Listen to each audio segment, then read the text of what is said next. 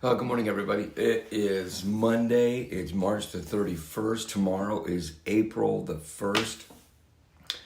April Fool's Day. Where did the April Fool's Day thing come from? I was always curious about. I've never really studied that. I guess I have to Google. Well, we don't Google anymore. We chat GPT, don't we? See, look how smart I am. Anyway, good morning. Hope you're doing well today. It is March the 31st. It feels like it was just March 31st, 1992, 10 minutes ago. But other than that, it's flying by. And anyway, so good morning. Hope you're doing well. Hope you had a good weekend. Man, I had a really good weekend. It was just one of those times. Last week, all week long, my wife and I, Vicky and I, we were just sick and not feeling well. And then I woke up this morning and feeling better. I think we're on the mend. It's gonna be good. So good morning. I hope everything is going well in your life and keeping busy, keeping good, keeping according to the things of God. That's the important thing right there. Anyway, so hey, listen, if I've got a chance to meet you, my name's Jay. My wife Vicky and I, we lead this amazing church called The Gate, Northwest Indiana, Chicagoland area, having the time of our lives, loving life, loving just loving each other and doing the thing. We're loving our kids and everything else. And I kind of feel like it's just a season of life where we're just advanced. I don't know about you, but I feel like we're just supposed to take on new territory and do what we're supposed to be doing. So that's kind of what we do. We come here every Monday, Wednesday, and Friday. Slow down. We come to you every Monday, Wednesday, and Friday, just like this, to hang out and to encourage and do all of that kind of stuff. But mainly just to let you know you're not alone. Do this together. We say we're located in the Chicagoland area, but really we just want to, we're just all over and encouraging everybody to put a faith community right in your neighborhood. And we call it Church in the Home.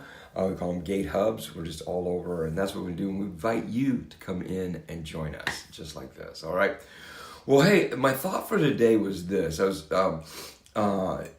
going to be 60 this year, and so I've been kind of reflecting a lot from the very beginning of the year. Usually my reflection kind of goes from the end of December into the first couple of weeks of January, but man, it's been a whole year now already of just kind of reflecting, and I think it's because you're coming on this big milestone birthday. I don't know, what is your milestone birthday? I don't know I know mine. Mine is just basically, I love, it's 60.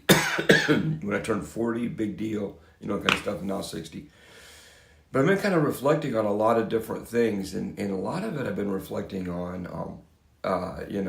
some of the failures we've had in the past, the successes. And I came across this quote by Winston Churchill, and it says, "Success is not final. Failure is not maybe it's not. Well, hang on a minute. I think I wrote this down here. This is neato.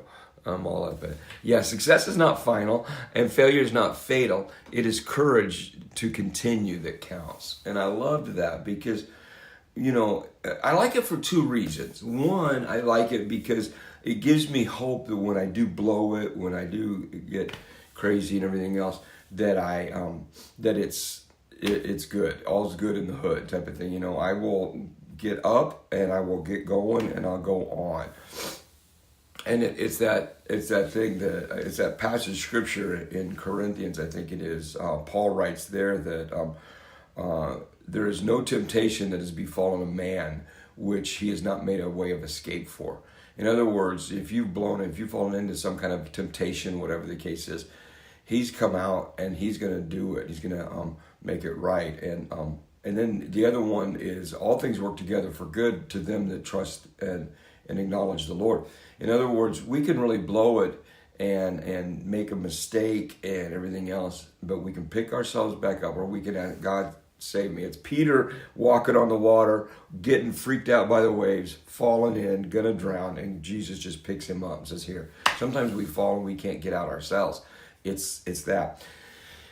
And then the second, that's the thing that makes me feel good, and we all feel good about that. Here's the kicker, though, that I really want to jump on, is that it's there that success is not final, and that's the thing that really gets you.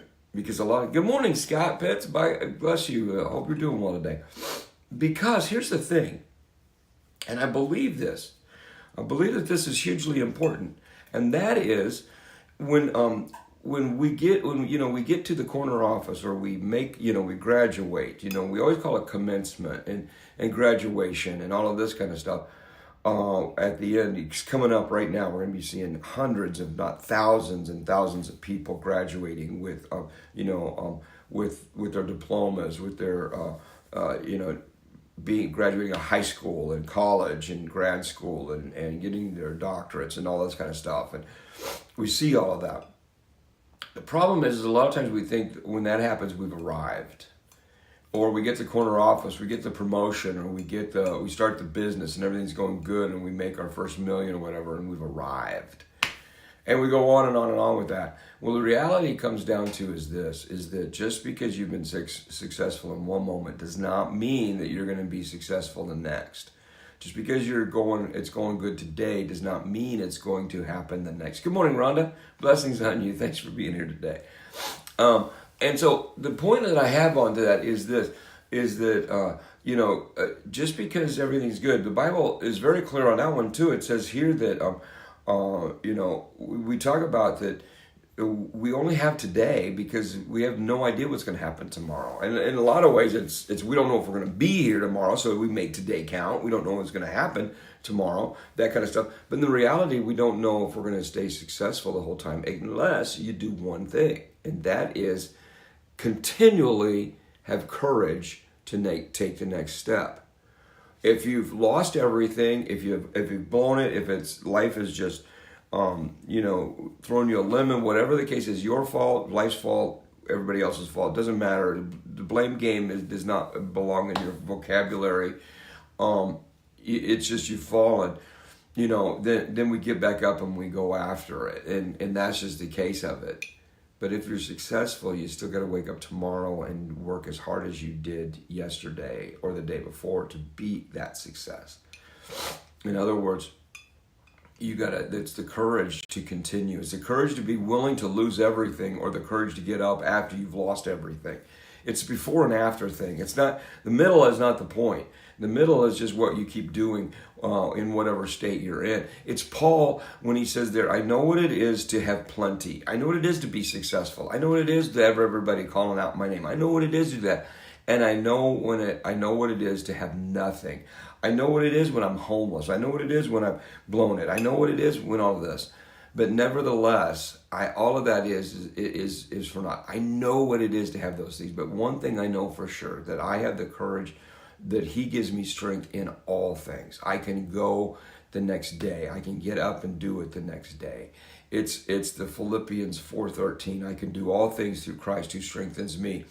It goes from point to point. From the Bible says we move from grace to grace, from moment to moment. And the two in between is crucial for only one reason, is are you working toward it? Are you continually learning? Are you continually moving forward?